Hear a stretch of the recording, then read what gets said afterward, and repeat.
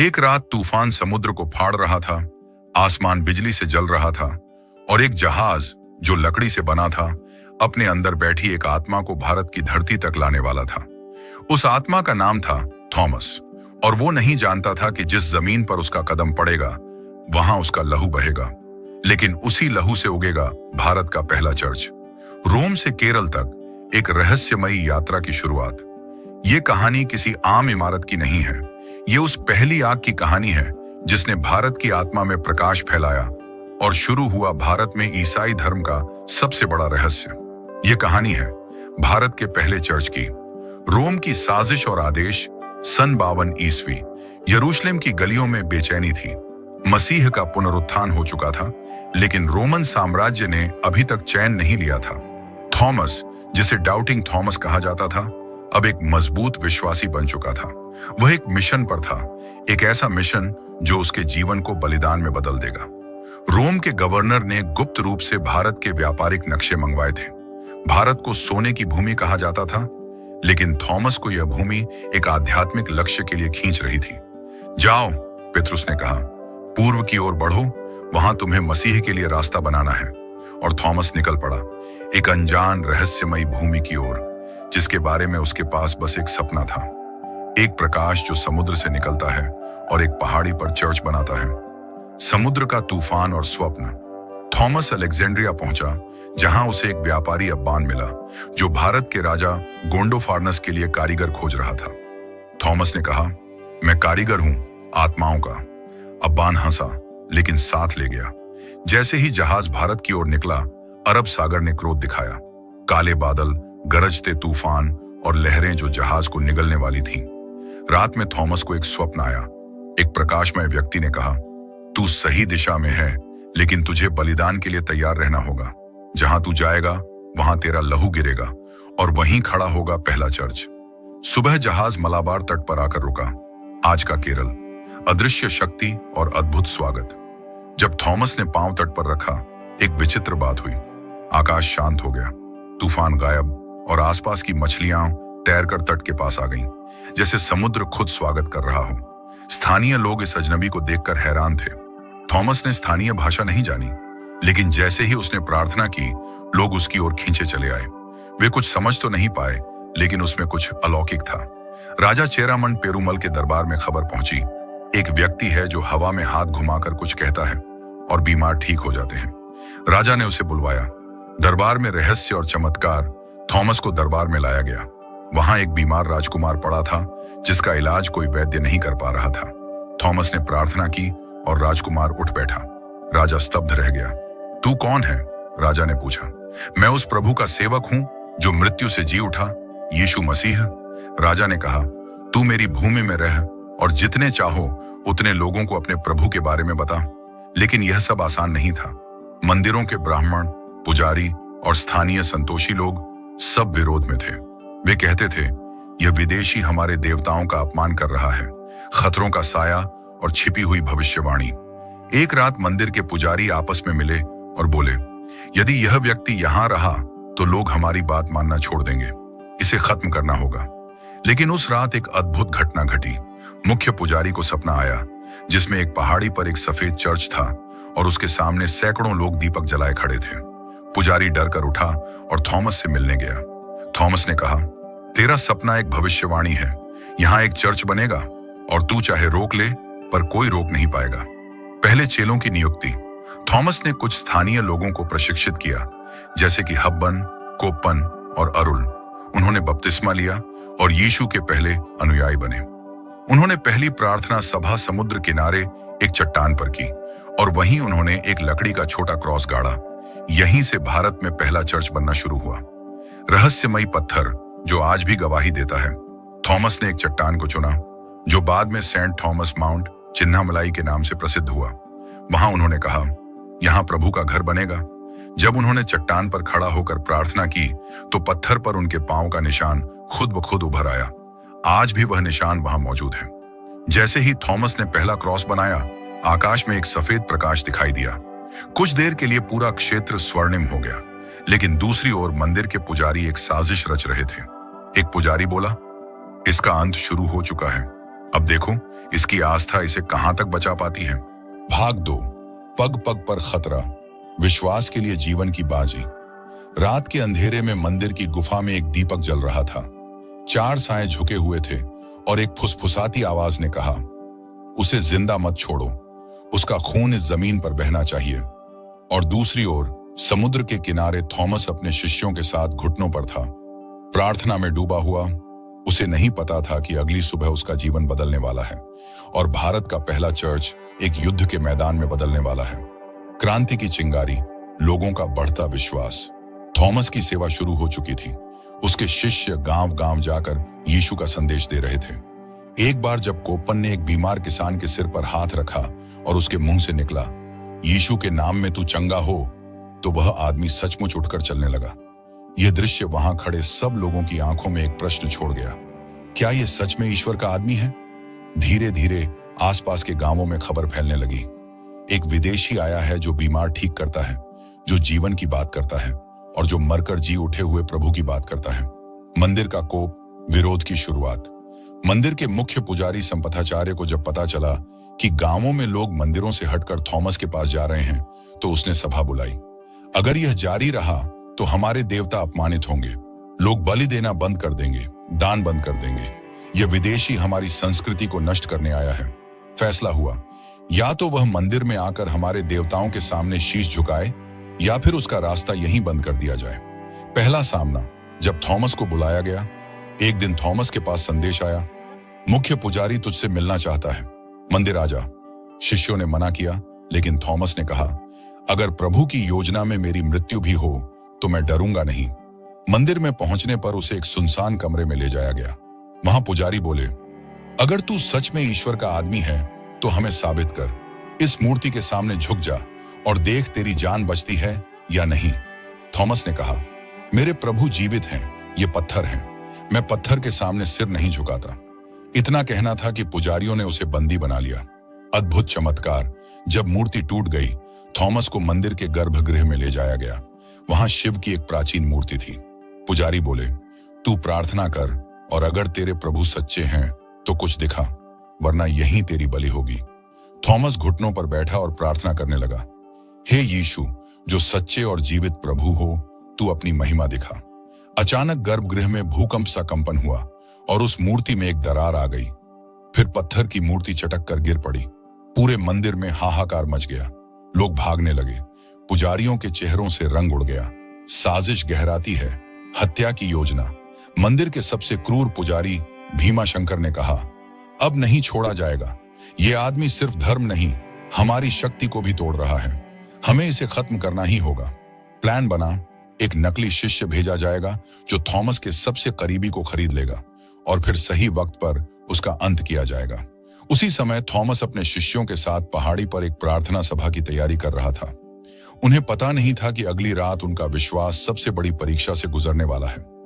विश्वास का युद्ध जब अपने ही बन गए दुश्मन कोपन, जिसे थॉमस सबसे ज्यादा मानता था, उसके पास आया और बोला, गुरु, मंदिर के कुछ पुजारी बदलना चाहते हैं, वे छिपकर आना चाहते हैं, क्या हम एक गुप्त सभा करें? थॉमस ने हामी भर दी।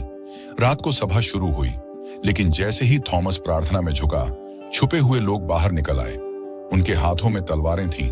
कोपन की आंखें शर्म से झुक गईं, लेकिन तभी तेज बारिश शुरू हुई। बिजली की गड़गड़ाहट में एक तीव्र प्रकाश चमका। हमलावर डरकर भाग खड़े हुए। थॉमस ने कोपन की ओर देखा। तूने मुझे धोखा दिया, लेकिन मैं तुझे माफ करता हूं। थॉमस की शिक्षा, प्रेम और क्षमा का पाठ। अगले दिन थॉमस ने अपने शिष्यों को इकट्ठा किया और कहा, हम युद्ध नहीं लड़ेंगे, हम प्रेम दिखाएंगे। जो हमें मारना चाहते हैं, उन्हें हम माफ करेंगे। अरुल ने पूछा, गुरु, क्या यही मार्ग है जब लोग हमारा खून चाहते हैं?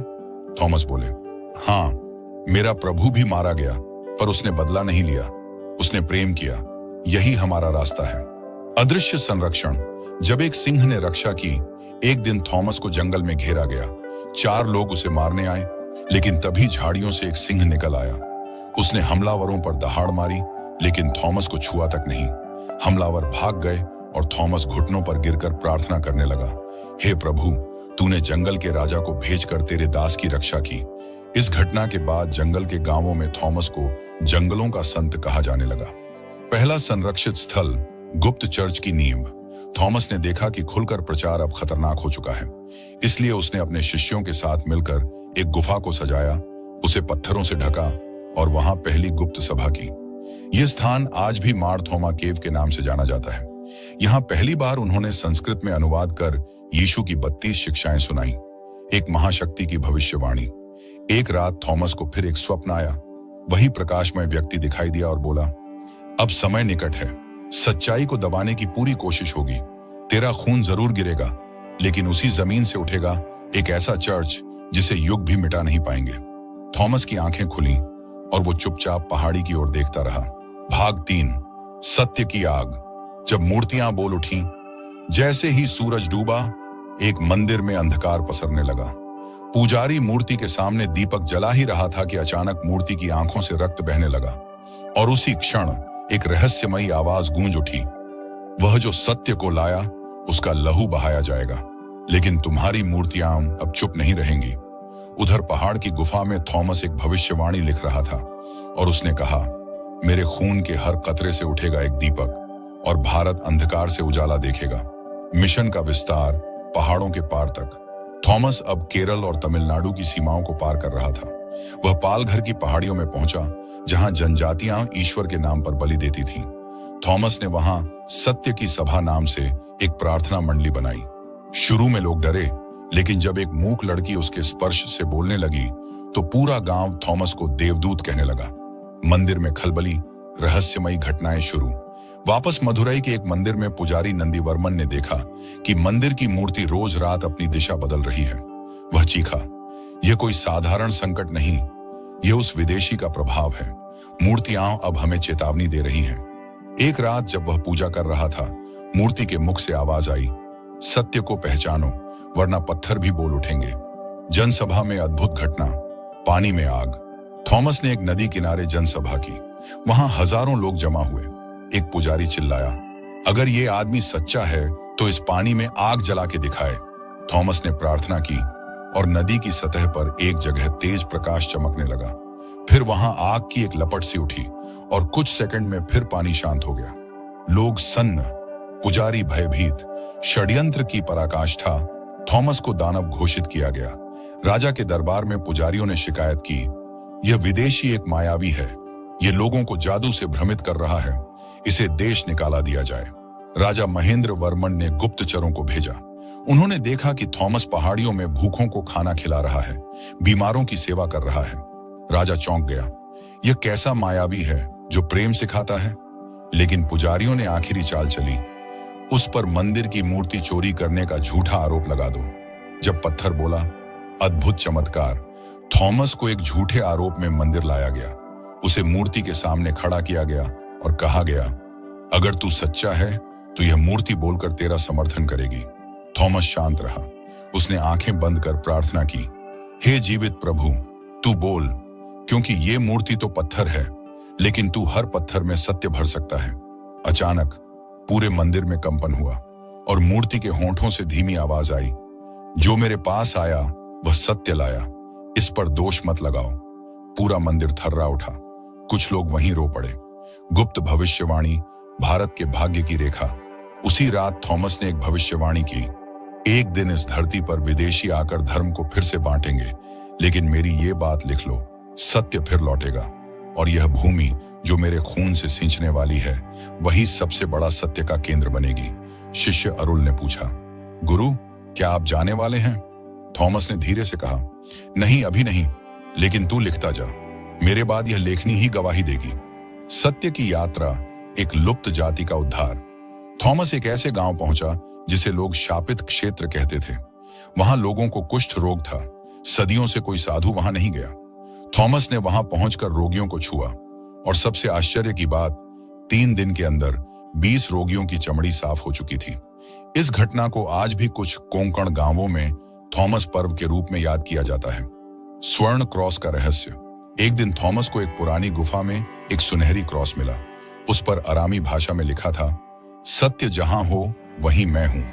थॉमस ने उसे पहाड़ी पर रख दिया और कहा, जिस दिन मेरी मृत्यु होगी यह क्रॉस चमक उठेगा और तब एक नया युग शुरू होगा। अग्नि परीक्षा। जब थॉमस को जलाने की कोशिश हुई, कुछ अंधे भक्तों ने थॉमस को घेर लिया। उन्होंने उसे बांधकर आग लगाने की कोशिश की, लेकिन जैसे ही आग जलाई गई, तेज बारिश शुरू हो गई और उस स्थान पर बिजली गिरी। लेकिन थॉमस को कुछ नहीं हुआ। उन लोगों में से दो ने वहीं घुटनों पर गिरकर कहा, हमने जो किया उसके लिए क्षमा करें। थॉमस ने मुस्कुराकर कहा, प्रेम और क्षमा, यही मेरा उत्तर है। निर्णय का क्षण। राजा महेंद्र वर्मन अब स्वयं भ्रम में था। उसने थॉमस को बुलाया और कहा, तेरे कार्य अद्भुत हैं, पर मेरा राज्य अशांत हो गया है। या तो तू प्रचार बंद कर दे या राज्य छोड़ दे। थॉमस ने कहा, अगर मैं सत्य कहने से रुक जाऊं तो यह जीवन व्यर्थ है। मैं राज्य छोड़ दूंगा, पर अपने प्रभु को नहीं छोड़ूंगा। उसने अपना बस्ता उठाया और समुद्र की ओर निकल पड़ा, और उसी समय उस स्वर्ण क्रॉस से तेज प्रकाश फूटा और एक साया उस पर गिरा। किसी ने दूर से देखा, वो शायद कोई पुजारी था जो अब थॉमस का शिष्य बन चुका था। भाग 4, शहीद का आखिरी संदेश और चर्च का जन्म। खून से। समुद्र की लहरों से टकराता एक थका हुआ पांव, हाथ में एक लकड़ी का क्रॉस और आंखों में वो चमक जो मौत को भी जीवन में बदल दे। थॉमस अब भारत के दक्षिणी छोर पर खड़ा था, पर उसे नहीं पता था कि जिस जमीन पर वह अब खड़ा है, वहीं कुछ दिनों में उसका लहू गिरेगा और वहीं से उठेगा पहला चर्च। एक चर्च जो ईंटों से नहीं, एक शहीद की आत्मा से बना होगा। अंतिम मिशन महांदी का रहस्य। थॉमस अब चेन्नई, पुराना नाम माइलापुर की ओर बढ़ा। यह एक समुद्र तटीय गांव था जहां नाविक, व्यापारी और मूर्ति उपासक रहते थे। यहां एक मंदिर था, कपालेश्वर मंदिर, जो मानव बलि के लिए कुख्यात था। थॉमस को खबर मिली कि एक छोटी बच्ची को बलि चढ़ाया जाना है। वह तुरंत मंदिर पहुंचा। बलि का दृश्य जब समय रुक गया, मंदिर के अंदर बच्ची को बांध दिया गया था। पुजारी तलवार उठाए खड़ा था। हजारों लोग देख रहे थे जैसे यह कोई उत्सव हो। तभी भीड़ को चीरता हुआ थॉमस भीतर आया। थॉमस, रुको, जीवन बलिदान नहीं मांगता, प्रेम मांगता है। पुजारी, तू फिर आया? क्या तू मृत्यु से नहीं डरता? थॉमस ने बच्ची को छुड़ाया। पुजारी ने तलवार उसकी ओर फेंकी, लेकिन तलवार हवा में थम गई, जैसे किसी अदृश्य शक्ति ने रोक लिया हो। लोग डर गए। भूकंप और भविष्यवाणी, धरती कांप उठी। उस रात माइलापुर में हल्का भूकंप आया। लोगों ने देखा कि मंदिर की मूर्ति टूट गई और अंदर से एक सफेद कबूतर उड़ गया। थॉमस ने कहा, प्रभु कहता है, यहां सत्य का मंदिर बनेगा, नाश होकर फिर निर्माण होगा। जहां खून गिरेगा वहीं अमृता उपजेगी। यह उसकी भविष्यवाणी थी, जो इतिहास बनने वाली थी। गुप्त शत्रु, राजा के पुत्र की साजिश। राजकुमार नरसिंह थॉमस से नफरत करता था। वह कहता था, यह विदेशी हमारी परंपरा मिटा देगा। उसने योजना बनाई, उसे मारकर समुद्र में फेंक दो, लेकिन ऐसे कि कोई जाने नहीं। 4 सैनिकों को नियुक्त किया गया। अंतिम प्रार्थना पहाड़ी की चोटी पर। थॉमस हर सुबह एक पहाड़ी, आज का सेंट थॉमस माउंट, पर प्रार्थना करता था। एक दिन जब वह आंखें बंद कर प्रार्थना कर रहा था, पीछे से 4 सैनिकों ने उस पर भालों से वार किया। पहला भाला उसकी पीठ में लगा, दूसरा भाला उसके सीने के पास। लेकिन थॉमस का चेहरा शांत था। वह कह रहा था, हे प्रभु, इन्हें क्षमा कर, ये नहीं जानते कि ये क्या कर रहे हैं। उसकी सांसें धीमी होने लगीं, पर होंठों पर अंतिम शब्द थे, अब समय है चर्च के जन्म का। चमत्कार, लहू से बना क्रॉस। थॉमस का शरीर वहीं गिरा। जहां उसका खून गिरा, वहां मिट्टी लाल नहीं, सुनहरी हो गई। शिष्य अरुल और कुछ मछुआरे वहां पहुंचे। उन्होंने देखा कि थॉमस के खून से एक स्वर्णिम क्रॉस आकार लेने लगा। अरुल ने वह मिट्टी समेटी और कहा, यही हमारी नींव होगी, यही पहला चर्च बनेगा। पहला चर्च खून, पत्थर और प्रार्थना से। अरुल और अन्य शिष्यों ने मिलकर वहीं एक छोटा प्रार्थना गृह बनाया, जिसमें कोई मूर्ति नहीं थी, बस एक लकड़ी का क्रॉस और एक दीपक। उन्होंने उस स्थान को कहा, मरण पोकू, जहां मृत्यु जीवन देती है। यही आज सेंट थॉमस माउंट है। यह भारत का पहला चर्च बना। कोई घंटा घर नहीं, कोई भव्यता नहीं, बस एक कहानी, एक बलिदान और एक परम सत्य। सत्य की लौ फैलती गई। थॉमस की मृत्यु से पहले जो बीज बोया गया था, वह अब वृक्ष बन रहा था।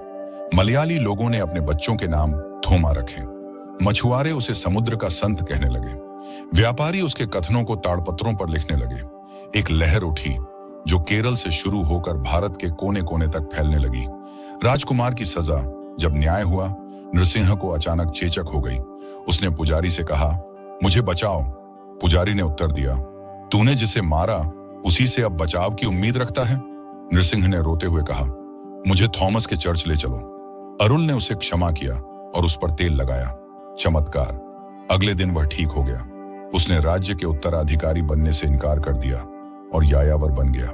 जब स्वर्ण क्रॉस फिर चमका, 20 वर्षों बाद एक रोम से आया यात्री फादर पेनक्राटियस भारत पहुंचा। उसने अरुल से थॉमस की कथा सुनी। वह उस स्थान पर पहुंचा जहां थॉमस की समाधि थी। जैसे ही उसने हाथ रखा, वहीं का पुराना स्वर्ण क्रॉस फिर चमक उठा। उसी समय दूर पहाड़ी पर एक किरण गिरी, जैसे ईश्वर ने कहा हो, सत्य कभी मरता नहीं। भाग 5। जब सम्राटों ने घुटने टेके और भारत ने स्वीकारा अपना पहला चर्च। एक विदेशी जिसका न खून यहाँ का था, न भाषा, न वेशभूषा, लेकिन उसने इस मिट्टी को अपना लहू दे दिया और उस लहू से उगा एक ऐसा चर्च जिसे मिटाने कई आए, लेकिन हर बार वो और ऊंचा उठा। अब समय था भारत के सम्राटों का, जो अब तक सिंहासन पर थे, घुटनों पर झुकने वाले थे, उस सत्य के आगे जिसे कभी उन्होंने पराया समझा था।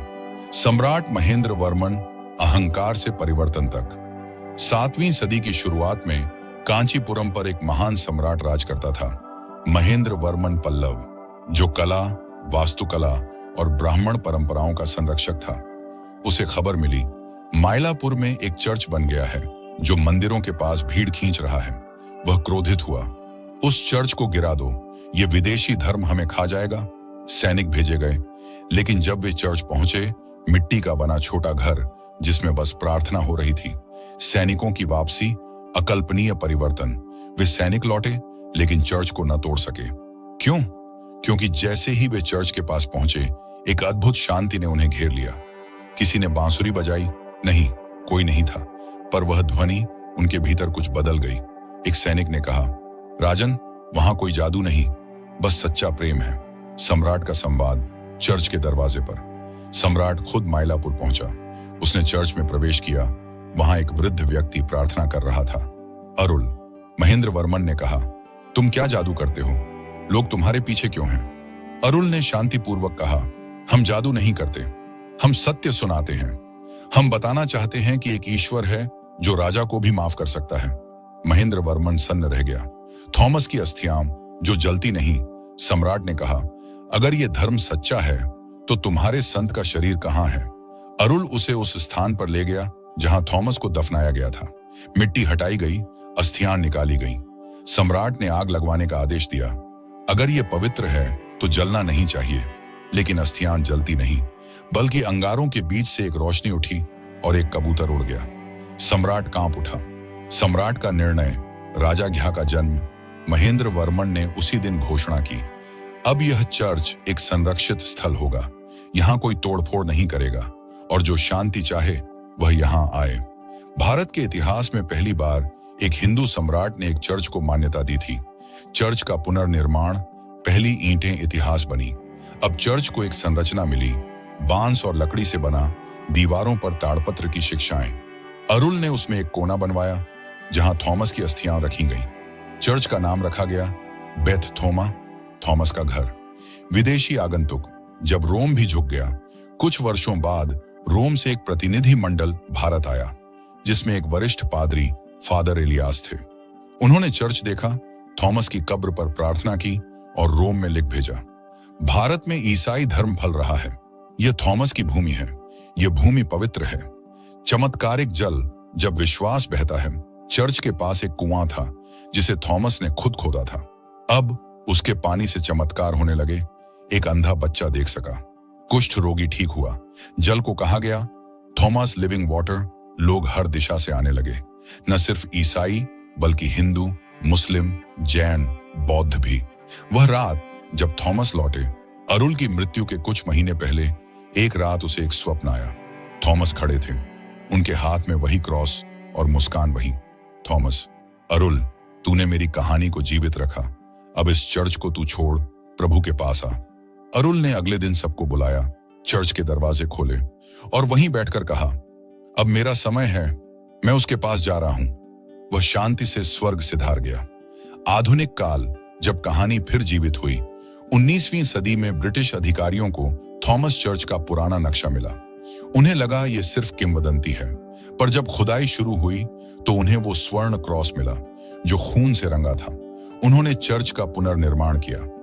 आज संथोमे बसिलिका चेन्नई का गौरव है। हर साल लाखों लोग वहां आते हैं। अंतिम दृश्य जब इतिहास बोलता है, आज भी संथोम चर्च में एक दीवार पर लिखा है, जहां एक विदेशी गिरा वहीं भारत खड़ा हुआ। यह कहानी केवल एक चर्च की नहीं, बल्कि उस प्रेम की है जो धर्म से ऊपर है। थॉमस भारत में नहीं मरा, वह हर उस दिल में जीवित है जहां प्रेम, क्षमा और बलिदान का स्थान है। पहला चर्च मिट्टी से नहीं, बलिदान से बना था, और यही उसकी अमरता है। इस पूरी घटना से हमें क्या सीखने को मिलता है? क्या एक चर्च बन जाने से सब कुछ बदल सकता है?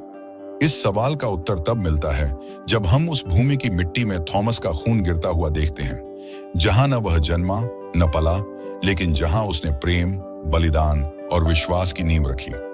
यह केवल एक ऐतिहासिक कथा नहीं, बल्कि हर इंसान के लिए एक जीवन दर्शन है। प्रेम सीमाओं से परे होता है। थॉमस, एक यहूदी मछुआरा, भारत की धरती पर सिर्फ एक कारण से आया, प्रेम फैलाने के लिए। उसने न धर्म देखा, न भाषा, न जाति, उसने हर दिल को एक जैसा माना। सीख, जब प्रेम वास्तविक होता है तो वह सीमाएं नहीं देखता। हमें भी समाज, जाति, धर्म या भाषा की सीमाओं को तोड़कर प्रेम करना चाहिए। सत्य का मार्ग कठिन परंतु विजयी होता है। थॉमस को कई बार सताया गया, उस पर हमला हुआ, विरोध हुआ, लेकिन वह डिगा नहीं। आखिरकार उसकी हत्या कर दी गई, लेकिन वह मरकर भी अमर हो गया। सीख, सत्य का मार्ग आसान नहीं होता। हमें सच्चाई और अच्छाई के लिए संघर्ष करना चाहिए, चाहे वह रास्ता कितना भी कठिन क्यों ना हो। बलिदान केवल मृत्यु नहीं, परिवर्तन की चिंगारी होता है। थॉमस की मृत्यु से चर्च मिटा नहीं, बल्कि उसका बीज हर दिल में बोया गया। अरुल, एक युवा भारतीय, उसका उत्तराधिकारी बना। सीख, जब कोई सच्चे उद्देश्य के लिए बलिदान देता है, उसका प्रभाव पीढ़ियों तक रहता है। हमें अपने जीवन को सिर्फ अपने लिए नहीं, बल्कि दूसरों के कल्याण के लिए समर्पित करना चाहिए। संवाद और करुणा धर्म परिवर्तन नहीं, दिल परिवर्तन का माध्यम। थॉमस ने कभी तलवार से धर्म नहीं फैलाया, उसने कभी जबरन किसी को ईसाई नहीं बनाया। उसने बस प्रेम, क्षमा और करुणा की बातें की, और लोग खुद खींचते चले आए। सीख, धर्म का मतलब जबरदस्ती नहीं होता, बल्कि प्रेरणा होती है।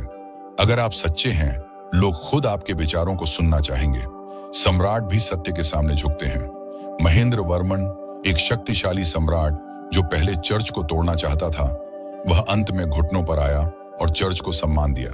सीख, सत्ता, धन और अहंकार क्षणिक होते हैं। केवल सत्य और प्रेम ऐसे मूल्य हैं जो राजाओं को भी झुका सकते हैं। चर्च एक इमारत नहीं, एक जीवित गवाही है। थॉमस का चर्च मिट्टी से बना था, लेकिन उसमें वो आत्मा थी जो कभी नष्ट नहीं हुई। वो एक इमारत से कहीं अधिक था। वह एक मिशन, एक विश्वास और एक इतिहास था। सीख, कोई भी धार्मिक स्थल तब तक पवित्र नहीं जब तक उसमें आत्मा, समर्पण और सेवा का भाव न हो। हमें अपने विश्वास को ईंटों से नहीं, कर्मों से बनाना चाहिए। भारत की आत्मा, विविधता में एकता, यह कहानी भारत की आत्मा को दर्शाती है, जहां एक यहूदी मसीहा का अनुयायी भारत में आकर बिना हिंसा, बिना क्रांति, लोगों के दिलों में स्थान बनाता है। सीख, भारत की भूमि सहिष्णुता, आदान प्रदान और आत्मिक एकता की भूमि है। हमें अपनी संस्कृति को संकीर्णता से नहीं, उदारता से देखना चाहिए। बाइबल का संदेश हर काल, हर भूमि के लिए। थॉमस के शब्दों में यीशु का वचन गूंजा, प्रेम करो, क्षमा करो, अपने शत्रु के लिए भी प्रार्थना करो। इन बातों ने लोगों को झकझोरा, क्योंकि वे न केवल सुनने योग्य थीं, बल्कि जीने योग्य थीं। सीख, बाइबल केवल किसी जाति या देश की पुस्तक नहीं, यह हर मानव के लिए है। उसमें जो संदेश है वह कालातीत है। चमत्कार केवल ऊपर से नहीं, भीतर से होते हैं। लोगों ने चर्च के जल से चमत्कार देखे, लेकिन असली चमत्कार यह था कि पत्थर से कठोर दिल प्रेम से पिघलने लगे। सीख, चमत्कार केवल चमत्कारी घटनाएं नहीं होते, बल्कि जब हम भीतर से बदलते हैं, वह सबसे बड़ा चमत्कार होता है।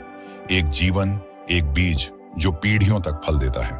थॉमस का जीवन केवल 20 साल रहा भारत में, लेकिन वह 2000 साल तक जीवित है। क्यों? क्योंकि उसने अपने जीवन को बीज की तरह बो दिया। सीख, जीवन की लंबाई नहीं, उसकी गहराई मायने रखती है। हम भी अपने छोटे से जीवन से इतिहास रच सकते हैं। निष्कर्ष, जो मिट्टी में गिरा वह भारत की आत्मा में समा गया।